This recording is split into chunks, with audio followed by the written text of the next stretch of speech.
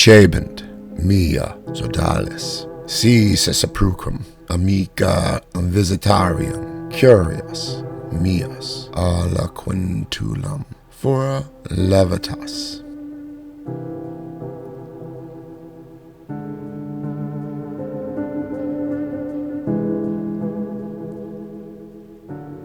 Berenice.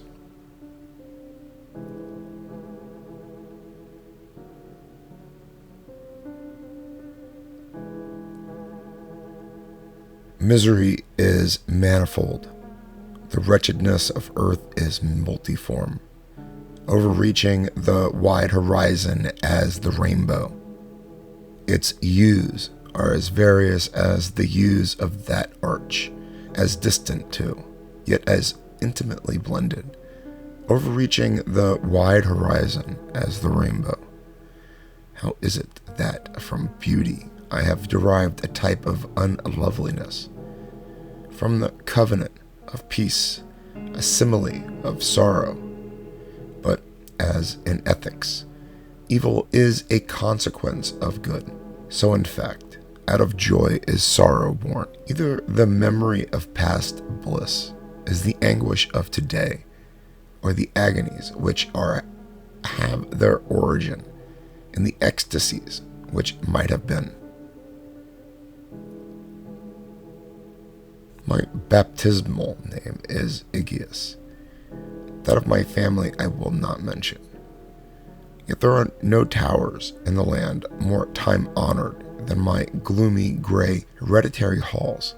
Our line has been called a race of visionaries, and in many striking particulars, in the character of the family mansion, in the frescoes of the chief salon, and the tapestries of the dormitories, in the chiseling of some buttresses in the armory, but more especially in the gallery of antique paintings, in the fashion of the library chamber, and lastly, in the very peculiar nature of the library's contents. There is more than sufficient evidence to warrant the belief. The recollections of my earliest years are connected with that chamber, and with its volumes, of which later I will say no more. Here died my mother. Herein was I born. But it was mere idleness to say that I had not lived before that soul has no previous existence. You deny it? Let us argue the matter. Convinced myself, I seek not to convince. There is, however, a remembrance of aerial forms, of spiritual and meaning eyes, of sounds, musical yet sad, a remembrance which will not be excluded, a memory like a shadow, vague, variable, indefinite, unsteady, and like a shadow too, in the impossibility of my getting rid of it, while the sunlight of my reason shall exist. In that chamber was I born, thus awaking from the long night of what seemed but was not non-entity, at once into the very regions of fairyland, into a palace of imagination, into the wild dominions of monastic thought and iridation. It is not singular that I gazed around me with a startled and ardent eye, that I loitered away my boyhood in books, and dissipated my youth in reverie. But it is singular that as years rolled away, and the noon of manhood found me still in the mansion of my fathers, it is wonderful what stagnation there fell upon the springs of my life. Wonderful how total an inversion took place in the character of my commonest thought. The realities of the world affected me as visions, and as visions only, while the wild ideas of the land of dreams became in turn not the material of my everyday existence, but in the very deed that existence utterly and solely in itself. Berenice and I were cousins, grew up together in my paternal halls, yet differently we grew. I of ill health and buried in gloom, she agile, graceful, and overflowing with energy. Hers, the ramble on the hillside, mine, the studies of the cloister.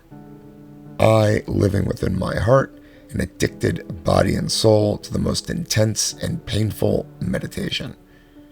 She roaming carefully through life with no thought of the shadows in her path, or the silent flight of the raven-winged hours. Berenice, I call upon her name, Berenice, and from the gray ruins of memory 1,000 tumultuous recollections are startled at the sound. Vividly is her image before me now, as in the early days of her light-heartedness and joy. Oh, glorious, yet fantastic beauty. Oh, sylph, amid the shrubberies of Arnhem. Oh, naiad, among its fountains. And then is mystery and terror, and a tale which should not be told. Disease, a fatal disease, fell like the simoom upon her frame, and even while I gazed upon her, the spirit of change swept over her, pervading her mind, her habits, and her character, and in a manner that the most subtle and terrible, disturbing even the identity of her person. Alas, the destroyer came and went, and the victim, where was she? I knew not, or knew her no longer as Berenice. Among the numerous train of maladies superinduced by that fatal and primary one, which effected a revolution of so horrible a kind in the moral and physical being of my cousin, may be mentioned as the most distressing and obstinate in its nature, a species of epilepsy, not infrequently terminating in trance itself. Trance very nearly resembling positive dissolution, and from which her manner of recovery was in most instances startlingly abrupt. In the meantime, my own disease, for I have been told that I should call it by no other appellation, my own disease then grew rapidly upon me and assumed finally a monomaniac character of a novel and extraordinary form, hourly and momently gaining vigor, and at length obtaining over me the most incomprehensible ascendancy. This monomania, if I must term it, consisted in a morbid irritability of those properties of the mind in a metaphysical science termed the attentive. It is more than probable that I am not understood, but I fear indeed that it is no manner possible to convey to the mind of the merely general reader an adequate idea of that nervous intensity of interest with which, in my case, the power of meditation, not to speak technically, busied and buried themselves in the contemplation of even the most ordinary subjects of the universe. To muse for long, unwearied hours, with my attention riveted to some frivolous device of the margin, or in the topography of a book. To become absorbed for the better part of a summer's day in a quaint shadow falling aslant upon the tapestry or upon the door. To lose myself for an entire night in watching the steady flame of a lamp or the embers of a fire. To dream away whole days past the perfume of a flower. To repeat monotonously some common word until the sound, by dint of frequent repetition, ceased to convey any idea whatever to the mind, to lose all sense of motion or physical existence by means of absolute bodily quiescence. Long and obstinately perversed in such were a few of the most common, least pernicious vagaries, induced by a condition of the mental faculties, not indeed altogether unparalleled, but certainly biting defiance to anything like analysis or explanation. Yet, let me not be misapprehended. The undue, earnest, and morbid attention thus excited by objects in their own nature frivolous must not be confounded in character with that ruminating propensity common to all mankind, and more especially indulged by persons of ardent imagination. It was not even, as might be at first supposed, an extreme condition or exaggeration of such a propensity, but primarily and essentially distinct and different. In the one instance, the dreamer or enthusiast, being interested by an object usually not frivolous, imperceptibly loses sight of this object in a wilderness of deductions and suggestions, issuing therefrom until, at the conclusion of a day dream, often replete with luxury, he finds the incitamentum, or the first cause of his musings, entirely vanished and forgotten. In my case, the primary object was invariably frivolous, although assuming through the medium of my distempered vision a refracted and unreal importance. Few deductions, if any, were made, and those few pertinaciously returning in upon the original object as a center. The meditations were never pleasurable, and at the termination of the reverie, the first cause, so far from being out of sight, had attained that supernaturally exaggerated interest which was the prevailing feature of the disease. In a word, the powers of mind were particularly exercised, were with me, as I have said before, the attentive, and are with the daydreamer, the speculative. With me, as I have said before, the attentive, and are with the daydreamer, the speculative.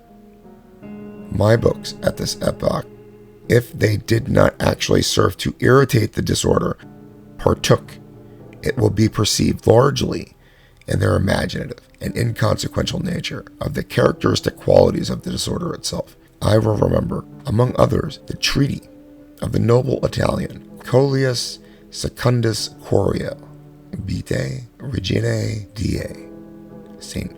Austin's great work, The City of God, and Tertullian De Carne Christa, in which the paradoxical sentence, Mortus est de filius, credul est quia, in eptam est, it sepultus, resurrect, certum est quia, impossibiel est, occupied my undivided time for many weeks of laborious and fruitless investigation. Thus it will appear that, shaken from its balance only by trivial things, my reason bore resemblance to that ocean crag spoken by Ptolemy Hephaestion, which, steadily resisting the attacks of human violence and the fiercer fury of the waters and the winds, trembled only to the touch of the flower called Esphobal. And although, to a careless thinker, it might appear a matter beyond doubt that the alteration produced by her unhappy malady in the moral condition of Berenice would afford me many objects for the exercise of that intense, abnormal meditation, whose nature I have been at some trouble in explaining. Yet such was not in any degree the case. In the lucid intervals of my infirmity, her calamity, indeed, gave me pain, taking deeply to heart that total wreck of her fair and gentle life.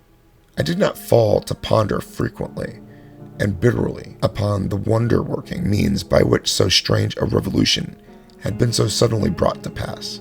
But these reflections partook not of the idiosyncrasy of my disease, and were such as would have occurred under similar circumstances to the ordinary mass of mankind. True to its own character, my disorder reveled in the less important, but more startling changes wrought in the physical frame of Berenice, in the singular and most appalling distortion of her personal identity. During the brightest days of her unparalleled beauty, most surely I had never loved her. And the strange anomaly of my existence, feelings with me had never been of the heart, and my passions were always of the mind. Through the gray of the early morning, among the trellised shadows of the forest at noonday, and in the silence of my library at night, she had flitted by my eyes, and I had seen her, not as the living, breathing Berenice, but as the Berenice of a dream, not as of a being of the earth, earthy, but as the abstraction of such a being, not as a thing to admire but to analyze, not as an object of love, but as the theme of the most abstruse, although desultory, speculation. And now I shuddered in her presence and grew pale at her approach, yet bitterly lamenting her fallen and desolate condition. I called to the mind that she had loved me long and in an evil moment I spoke to her of marriage. And at length the period of our nuptials was approaching, when upon an afternoon in the winter of the year, one of those unseasonably warm, calm, and misty days which are the nurse of the beautiful halcyon, I sat as I thought alone in the inner apartment of the library. But uplifting my eyes, I saw that Berenice stood before me.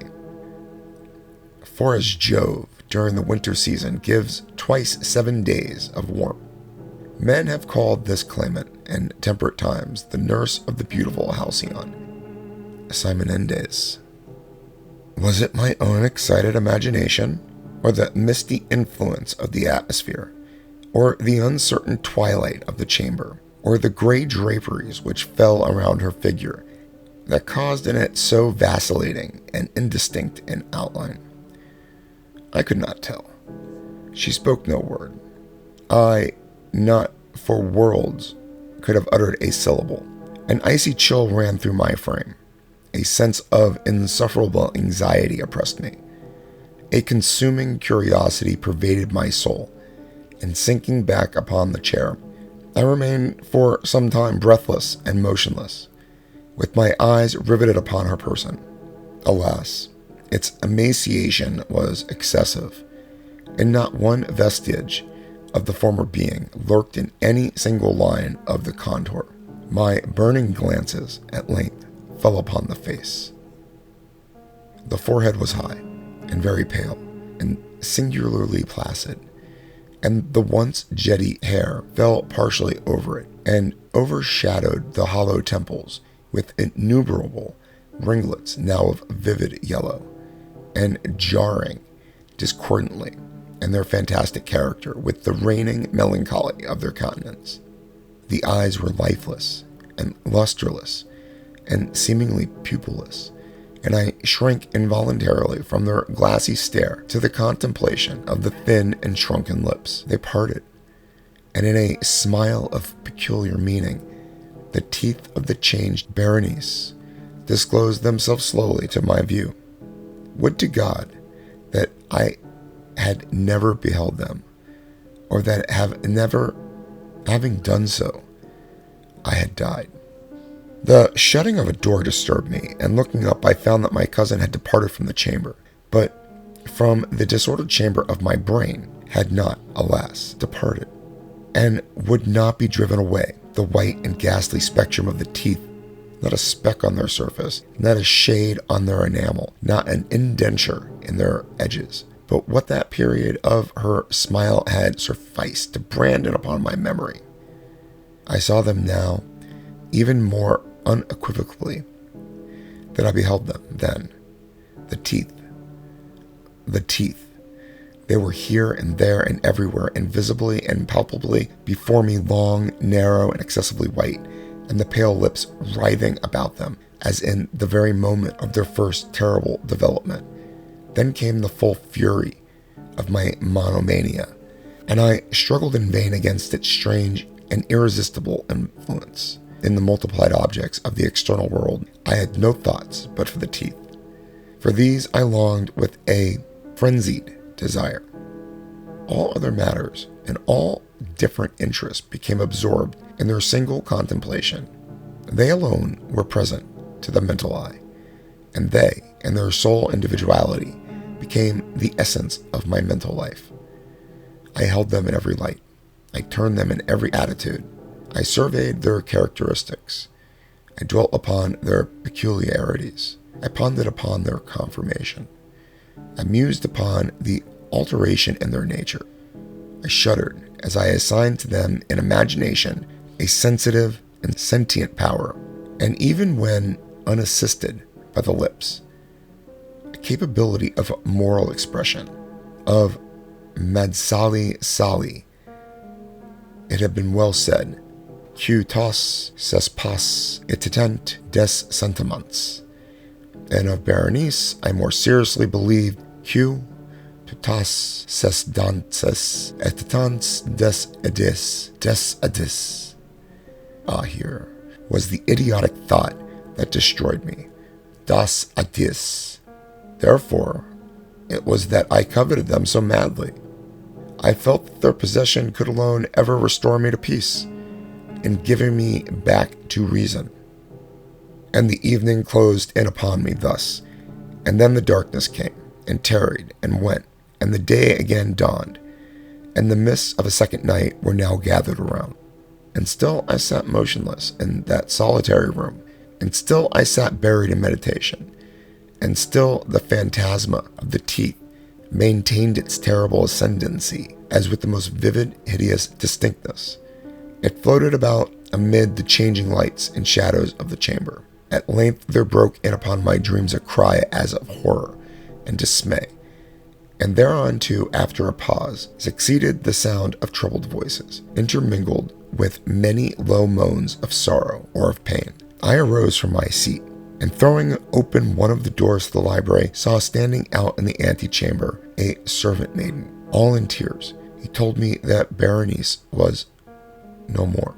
She had been seized with epilepsy in the early morning, and now, at the closing in of the night, the grave was ready for its tenant, and all the preparations for the burial were completed. I found myself sitting in the library, and again sitting there alone. It seemed I had newly awakened from a confused and excited dream. I knew it was now midnight, and I was well aware that since the setting of the sun, Berenice had been interred.